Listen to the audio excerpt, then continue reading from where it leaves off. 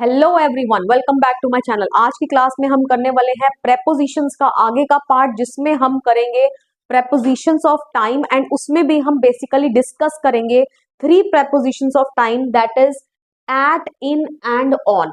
Last class में मैंने आपको प्रेपोजिशन का इंट्रोडक्शन दे दिया था। अगर आपने वो वीडियो नहीं देखा है तो पहले आप जाकर उस वीडियो को देख लीजिए, ताकि आपके लिए इस टॉपिक को समझना और ज्यादा ईजी हो जाए।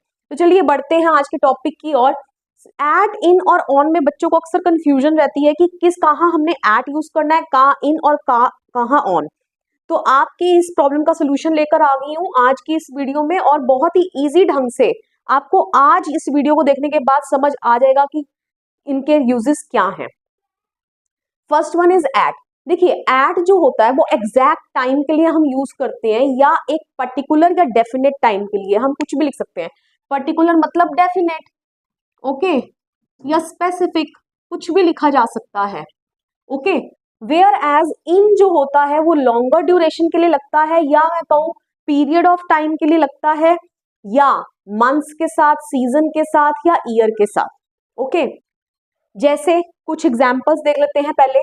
जैसे एट को अगर मेरे को एग्जैक्ट टाइम के साथ लगाना है तो एट डॉन। ओके, डॉन क्या होता है? सुबह का अर्ली मॉर्निंग का टाइम, जब डे ब्रेक होता है। ठीक है। एट सनराइज, सनराइज के साथ भी क्या लगना चाहिए? एट, क्योंकि एक फिक्स्ड एग्जैक्ट टाइम है। ठीक है। एट नून, नून मतलब 12 o'clock का टाइम है।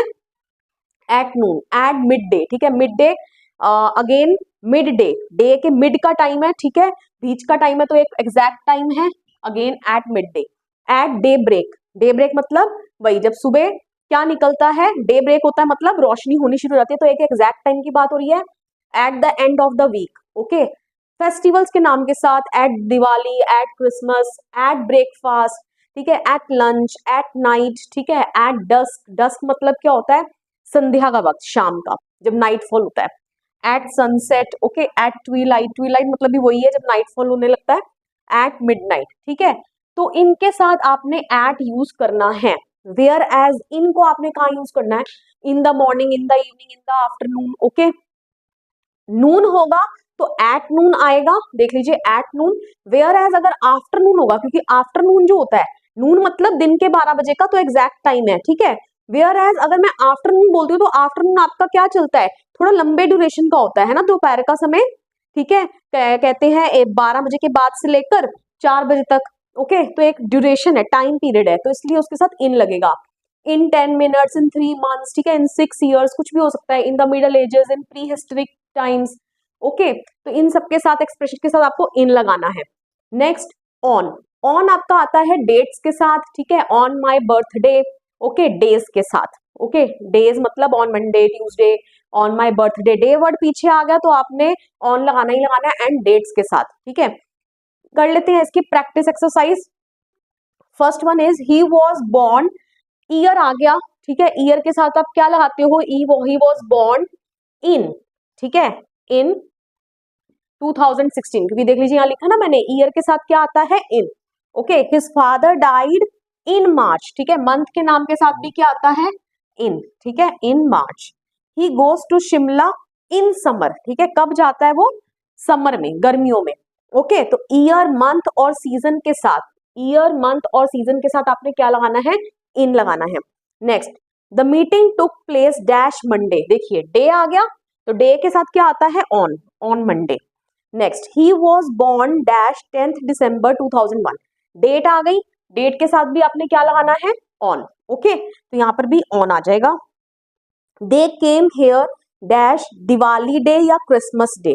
ओके, अगर दिवाली डे आ गया, ठीक है, अगर यहाँ दिवाली अकेले दिवाली लिखा होता तो मैं एट दिवाली लिखती, अकेले क्रिसमस लिखा होता तो मैं एट क्रिसमस लिखती।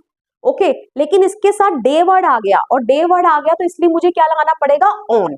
ओके, आई होप सो आपका डाउट क्लियर हो गया। Next, they reach Shillong dash Sunday afternoon, ठीक है। अब देखो, वैसे तो इन आफ्टरनून होता है, लेकिन संडे आ गया ना इससे पहले, तो संडे के साथ, डेज के साथ क्या लगता है? ऑन, तो on Sunday afternoon. Okay, next, he came on Monday, day के साथ क्या आता है? ऑन आता है, ही केम ऑन मंडे। ओके, या ऐसा भी हो सकता था यहाँ पे, ही केम डैश लास्ट मंडे, तो ही केम ऑन लास्ट मंडे अगर आप लिख दोगे तो वो हो जाएगा गलत।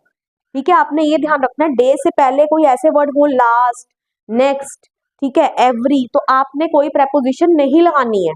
ओके, जैसे नेक्स्ट देख लेते हैं, she goes there dash every Monday, तो आप ऑन एवरी मंडे लगा दोगे तो ये हो जाएगा गलत। यहाँ कोई प्रेपोजिशन नहीं आएगी, आप लिखोगे she goes there every Monday, ठीक है, वो हर मंडे वहां जाती है।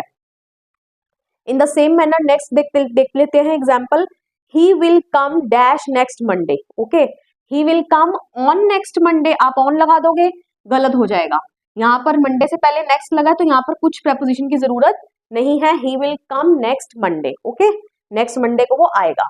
ही will come on Monday next, देख अब मंडे के बाद लगा है तो इससे मुझे कोई फर्क नहीं पड़ता, अब तो यहाँ ऑन आएगा ही आएगा क्योंकि डेज के साथ ऑन आता है। Okay, next, the party is dash 6:30, ठीक है, 6:30 मतलब 6:30 बजे का टाइम हो गया। तो पार्टी इज एक एग्जैक्ट टाइम बता दिया आपको, और एग्जैक्ट टाइम के साथ क्या आता है, at. Okay, the party is at 6:30 in the afternoon. Okay, okay, in the afternoon. Next, she sleeps very well dash night, ठीक है, एट नाइट। ओके, देखिए नाइट के साथ ना एट भी आ सकता है और इन भी आ सकता है, बच्चे कंफ्यूज रहते हैं कब एट लगाया जाए और कब इन लगाया जाए। तो बहुत सिंपल सा रूल है, एट जब आप नाइट लगाते हैं तो it refers to night in general sense, ठीक है, आम रात है, ठीक है, जैसे रोज की रात होती है, किसी खास रात की बात नहीं हो रही है। ठीक है, जब आप किसी खास रात, किसी पर्टिकुलर या किसी स्पेसिफिक रात की बात करेंगे तब आपको इन लगाना है, अदरवाइज जनरल नाइट के बारे में अगर आप बात कर रहे हैं तो आपको एट नाइट लगाना है। ओके, तो यहाँ पर तो she sleeps very well at night रात में, ठीक है, रोज की जनरल रात है। Okay, students never have classes at weekends. Okay, देखिए यहाँ वीकेंड्स लिखा है, यहाँ मैंने क्या लिखा था, at the end of the week. तो at the end of the week को मैं क्या लिख सकती हूँ, वीकेंड्स लिख सकती हूँ, तो यहाँ पर एट आ जाएगा। Okay, he will come dash the occasion of Diwali, देखिए दिवाली लिखा है ना यहाँ पे, लेकिन दिवाली से पहले ओकेजन या ईव भी हो सकता है। ओके, दिवाली की शाम, इवनिंग, ईव मतलब इवनिंग। ओके, तो ऑन द आएगा। ओके, क्लियर हो गया, अगर ओकेजन वर्ड साथ में आ गया तो ऑन आपको लगाना जरूरी है, अदरवाइज अकेले दिवाली होता he will come dash Diwali तो मैं ऑन एट दिवाली लिखती। Okay, next, it rained dash night my garden is all wet and muddy, ठीक है, तो किसी खास रात की बात हो रही है क्योंकि रोज रात को बारिश नहीं होती है, किसी स्पेसिफिक नाइट की बात हो रही है जिस दिन क्या हुई, बारिश हुई, ठीक है, जिस रात बारिश हुई और इसलिए सारा गार्डन क्या हो गया, गीला हो गया एंड मडी हो गया, तो it rained in the night.